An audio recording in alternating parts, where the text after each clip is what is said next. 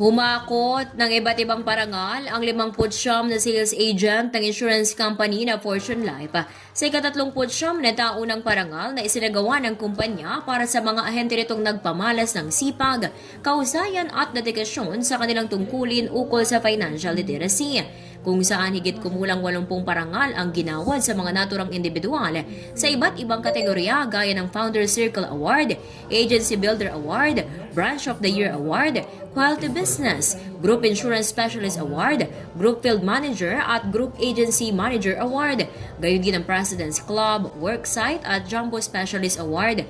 21 sa mga pinarangalan ay mga first-time awardee. Kabilang na dito si Mr. Wilfredo Gatok Jr. mula sa La Union Branch na inspirasyon ang kanyang pamilya at kliyente sa pagpapalaganap ng financial literacy.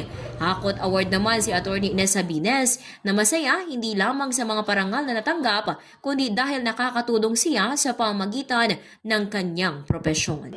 Well, it's a great opportunity to see people having financial stability because of you. It's a great achievement on our part. So nakakatulong kami sa public.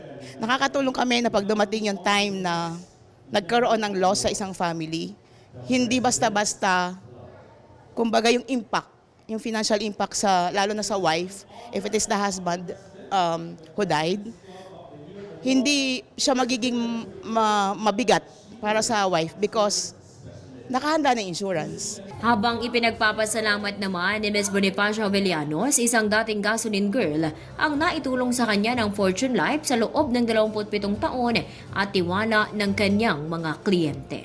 Yung kliyente ko na nagtitiwala, hindi lang sa kumpanya but sa akin, nalubos ang kanilang pagtitiwala. Biro mo, ilalagak nila yung kung ano yung meron sila na ipagkakatiwala na is-save para sa future nila. Kasabay nito, nagpaabot din ng pasalamat si Ms. Emma Abad, EVP at COO ng Fortune Life sa lahat ng kanilang mga ahente at kliyente na nagtitiwala sa kumpanya at mensahe sa mga agent na hindi nakatanggap ng parangal. Doon sa mga hindi nakatanggap ng award, kasi naniniwala kami na darating lagi yung tamang panahon para sa kanila, basta patuloy lang, focus on sales, at saka hindi kasi basta sales lang yung pinopromote ng Fortune Life, kung hindi it is your calling, it is your commitment to the Filipino people, kung paano matutunan yung financial literacy, paano magtabi, savings. Umaasa naman si Deputy Insurance Commissioner Attorney Randy Serrano na magiging inspirasyon sa mga ahente ang parangal. Mananatili ang mga ito na mapagkumbaba at malinis ang konsensya sa lahat ng pagkakataon.